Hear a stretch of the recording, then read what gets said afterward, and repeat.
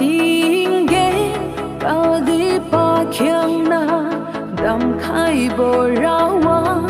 cha hiu nay mi cha gan du đam khai bồ rao wa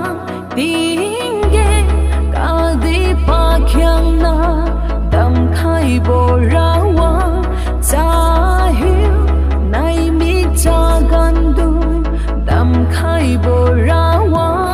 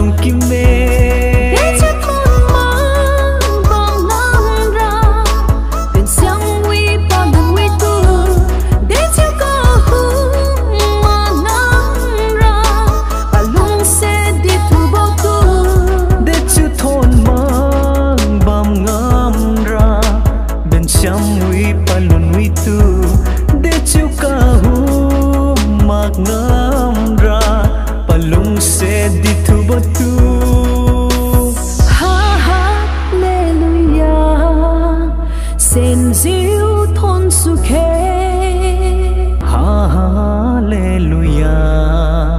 send you thôn su khe.